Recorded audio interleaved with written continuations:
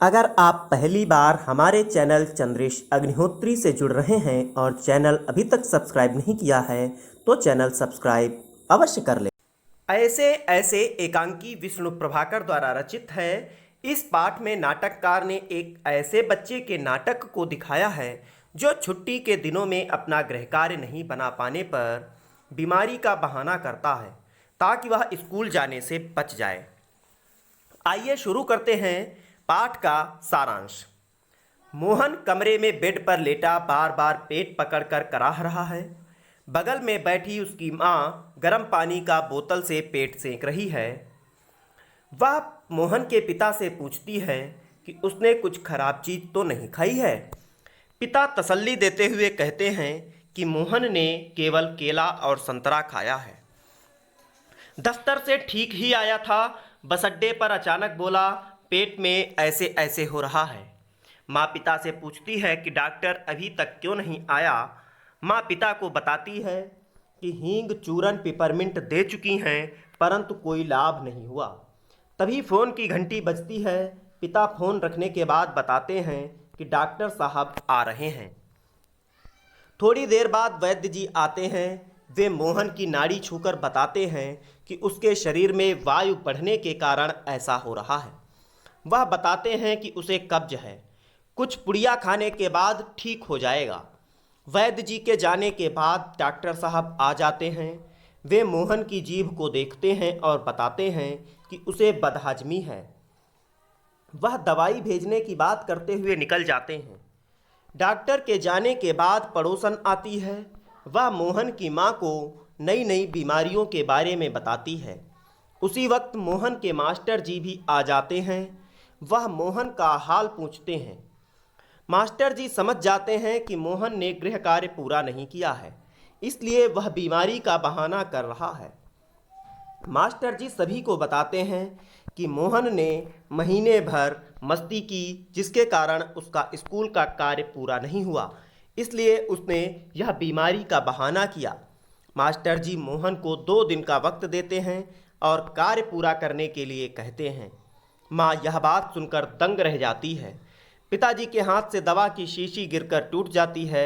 सभी लोग हंस पड़ते हैं। ये पाठ का सारांश था। आगे कठिन शब्दों के अर्थ आपके सामने दिए हैं। कॉपी पर आपको कठिन शब्दों के अर्थ लिखने होंगे। जो भी कठिन शब्द हैं, पहला है हवाइयाँ उड़ना अर्थात घबराना, अंट शंट अर्थात ऐसी वैसी चीज़ें, गड़गड़ अर्थात गुड़गुड़ की आवाज़, भला चंगा का अर्थ होता है स्वस्थ, चेहरा सफ़ेद होना अर्थात परेशान करना, चेहरा शब्द होगा, बला माने मुसीबत, वात का अर्थ होता है शरीर में रहने वाली वायु के बढ़ने का रोग, गुलजार माने चहल पहल वाला, बदहाजमी माने अपच माने जो चीज़ें पचती नहीं हैं, छका देना अर्थात परेशान करना, जान निकलना अर्थात बहुत डर जाना, पेट में दाढ़ी होना यानी बहुत होशियार होना, और अट्टहास का अर्थ होता है जोर की हंसी। आइए देखते हैं पाठ में आए प्रश्नों के उत्तर। पहला प्रश्न है, सड़क के किनारे एक सुंदर फ्लैट में बैठक का दृश्य। उसका एक दरवाजा सड़क वाले बरामदे में खुलता है, उस पर एक फोन रखा है। इस बैठक की पूरी तस्वीर बनाओ। तो पूरी तस्वीर लिखित रूप में क्या होगी कि फर्श पर एक सुंदर कालीन बिछा है, एक तरफ सोफा रखा है, उसके सामने एक छोटी और डिजाइनदार मेज रखी है जिस पर फूलदान तथा अखबार और अन्य पत्रिकाएं रखी हुई हैं। सामने दीवार पर टेलीविज़न लगा है। कोने में एक छोटी मेज है जिस पर एक टेलीफोन रखा है। कमरे की खिड़कियां और दरवाजे पर पर्दा लगा हुआ है। दूसरा प्रश्न है, माँ मोहन के ऐसे ऐसे कहने पर क्यों घबरा रही थी। इसका उत्तर होगा, मोहन को पेट में दर्द हो रहा था जिसका कारण भी पता नहीं चल पा रहा था। कोई बड़ी बीमारी होने के बारे में सोचकर वह घबरा रही थी। तीसरा प्रश्न है, ऐसे कौन कौन से बहाने होते हैं जिन्हें मास्टर जी एक ही बार में सुनकर समझ जाते हैं। ऐसे कुछ बहानों के बारे में लिखो। तो कुछ बहाने जैसे होते हैं पेट में दर्द, सिर में दर्द, चक्कर आना, होमवर्क की कॉपी घर पर भूलना आदि ऐसे बहाने हैं जिनके बारे में सुनकर मास्टर जी तुरंत समझ जाते हैं। आगे व्याकरण संबंधी प्रश्न है, मोहन ने केला और संतरा खाया। फिर है मोहन ने केला और संतरा नहीं खाया। फिर मोहन ने क्या खाया, प्रश्न इसी का कर दिया। मोहन केला और संतरा खाओ, माने उसे आदेश दिया जा रहा है। तो उपर्युक्त वाक्यों में से पहला वाक्य एकांकी से लिया गया है। बाकी 3 वाक्य देखने में पहले वाक्य से मिलते जुलते हैं, पर उनके अर्थ अलग अलग हैं। पहला वाक्य किसी कार्य या बात के होने के बारे में बताता है, इसे विधिवाचक वाक्य कहते हैं।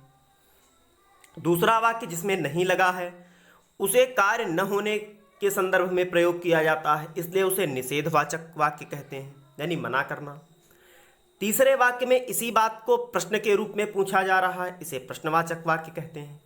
चौथे वाक्य में मोहन से उसी कार्य को करने के लिए किया जा रहा है, उसे आदेशवाचक वाक्य कहते हैं। अब प्रश्न यह है कि चौथे वाक्य में मोहन से उसी कार्य को करने के लिए कहा जा रहा है। ठीक, अगले पृष्ठ पर एक वाक्य दिया गया है, इसके बाकी 3 रूप सोचकर लिखना है। प्रश्न है, रूथ ने कपड़े अलमारी में रखे। मना करने वाला शब्द आपको वाक्य लिखना है, क्या हो जाएगा? रूथ ने कपड़े अलमारी में नहीं रखे। पूछने में क्या हो जाएगा? क्या रूथ ने कपड़े अलमारी में रखे? और आदेश देना के अर्थ में प्रयोग होगा, रूथ कपड़े अलमारी में रखो।